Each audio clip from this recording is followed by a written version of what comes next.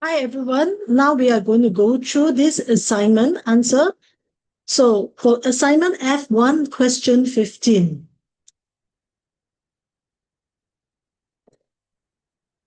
So the graph below shows how the volume of hydrogen gas formed varies with time when you have HCl added to excess zinc chips. So the keyword here will be zinc chips and excess zinc chips. So therefore our HCl, hydrochloric acid, is the limiting reagent.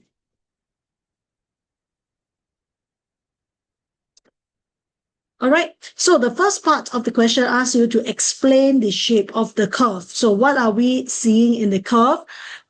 In terms of its shape, is that we are seeing that the initial part of the reaction, the graph is rather steep.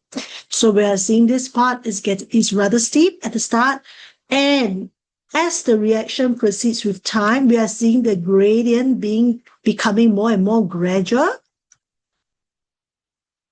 And as time goes on, what we are seeing is that now the gradient is becoming zero. So in this concentration time graph, the gradient actually reflects the rate of reaction.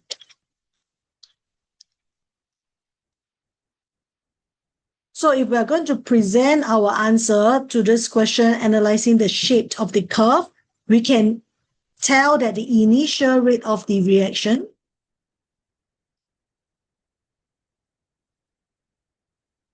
is actually the fastest. And what is giving rise to this fast rate of reaction?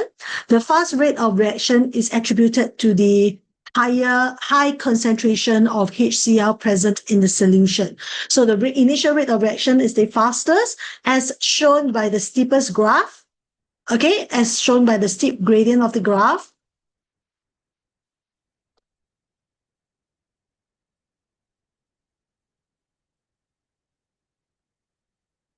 Okay, it is not really a concentration time graph, but it's the volume of products time graph. Right, so it has a steepest gradient for the volume time graph, and the result, and this steep volume or this fast initial rate results from the high concentration of reactants at the start of the reaction. Now, since zinc is a solid in this case, so when we are referring to high concentration of reactants, we are referring to the high concentration of hydrochloric solution. So as time goes by, what will happen is that the reactants concentration decreases.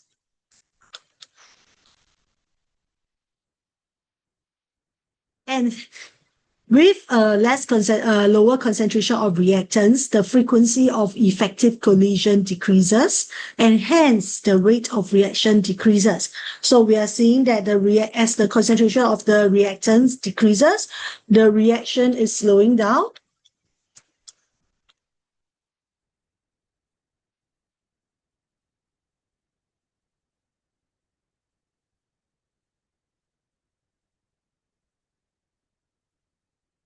As seen by the graph, we are seeing the gradient becomes more gentle.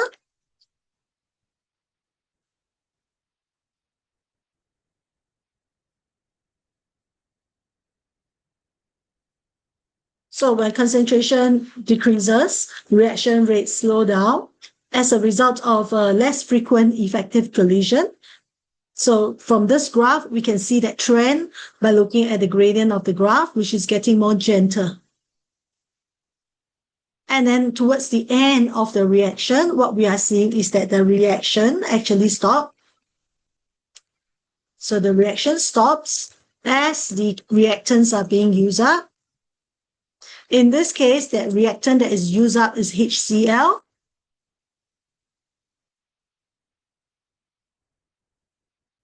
And therefore, the gradient of the graph is now flat.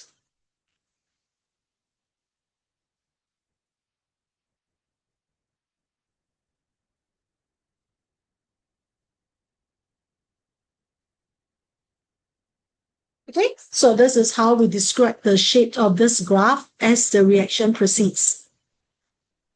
Now, next part B. We are supposed to sketch on the graph another graph that we will be getting if we double the volume of HCl at half the concentration used, with all other conditions the same. So if we look at the change in the number of moles, because HCl is the limiting reagent, if we double the volume, but we halve the concentration of the HCl, the number of moles that we are actually putting into the solution remains unchanged. So the effect of it is that we will be expecting that the amount of H2 gas produced will remain the same. So therefore, the maximum part of this graph, in terms of the volume of H2 that you will be getting, remains the same. Okay, so we expect to see same total volume of H2 gas. Now, however, what we are seeing is that we are having half the concentration.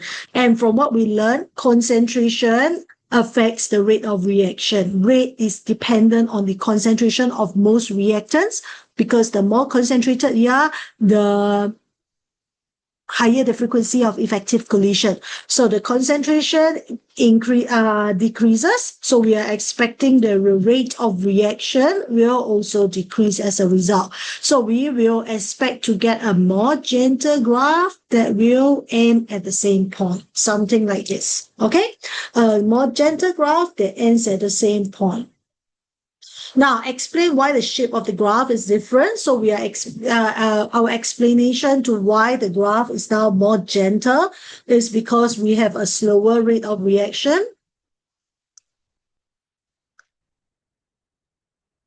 as we have a lower concentration of HCl. Okay, and the second part to the explanation of the shape is that we expect that as the number of moles of HCl remains unchanged, so the total volume of H2 gas that we obtain at the end of the reaction remains the same. So it ends at the same point. Okay, part C. So besides recording the volume of hydrogen gas that is produced with time, they ask you to suggest another way which rate of reaction can be monitored in the school. So what we can do is, because in the reaction, we have HCl and we have our zinc chips in the reaction, and we are expecting hydrogen gas being formed. So if we do not collect the hydrogen gas, what we can do is that we can monitor the change in mass, or monitor the loss in mass with time. Now, everyone, you must state the term with time, because the question is about rate. So if you just say, oh, monitor the mass loss using a weighing balance, is not correct. You have to monitor the mass loss with a weighing balance or with a mass balance with time.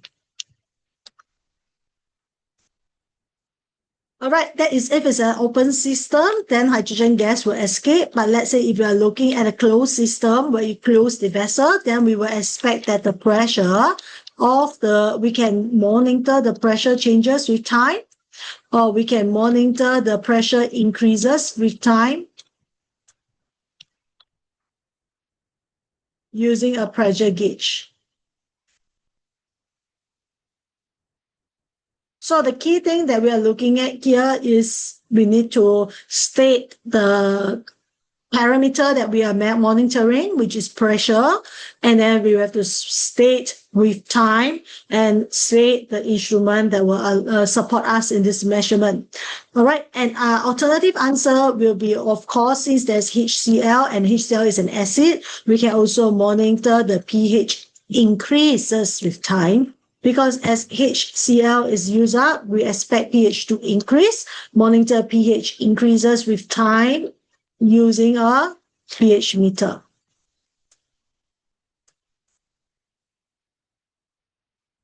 Okay, so there are many different possibilities of how to monitor and study the rate of this reaction.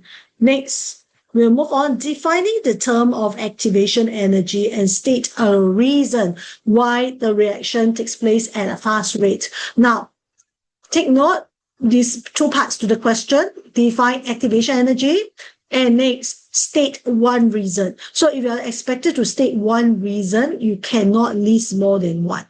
Okay, so state a reason why it happens at a fast rate. So the activation energy, how do we define activation energy first? It is actually the minimum amount of energy. It is the minimum. You need to have at least this amount of energy, minimum amount of energy that the reactants particles must have.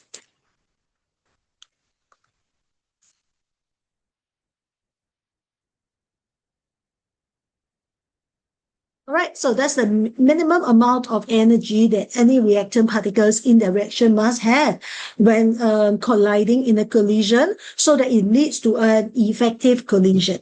All right, so it's the minimum amount of energy a reactant particles must have for an effective collision.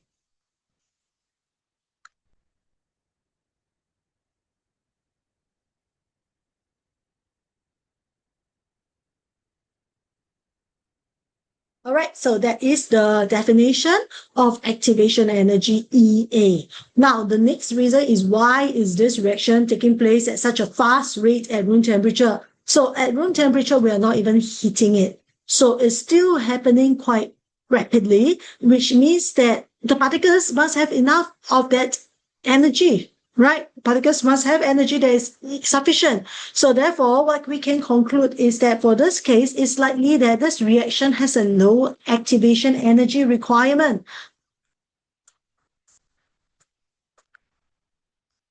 Because if it has a high energy, activation energy requirement, then perhaps it will not take place at room temperature. You may need to heat it, okay, in order to meet the minimum energy required.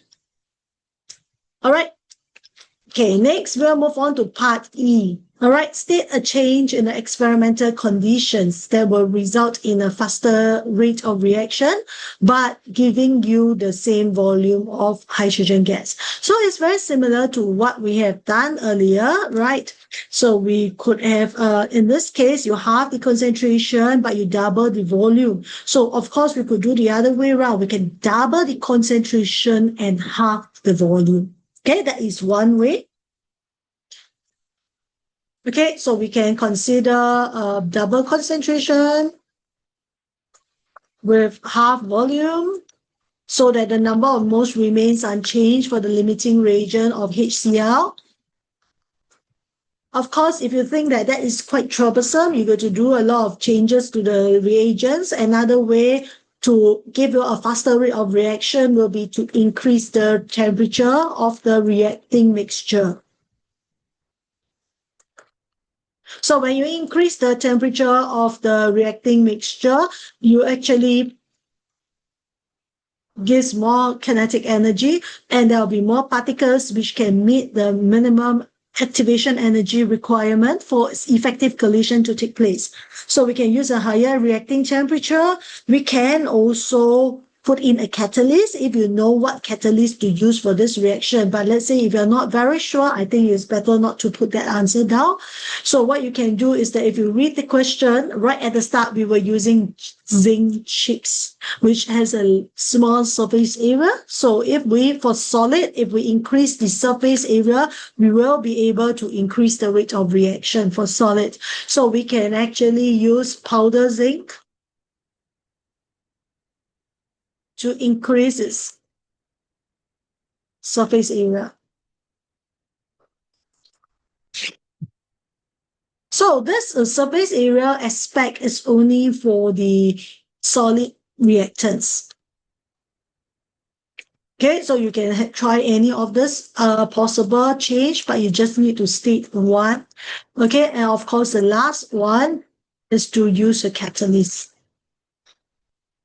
which will provide an alternative pathway, a different pathway that has a lower activation energy, a lower minimum energy requirement, and hence there will be more particles meeting this activation energy requirement, and therefore you have a greater frequency of effective collision. All right.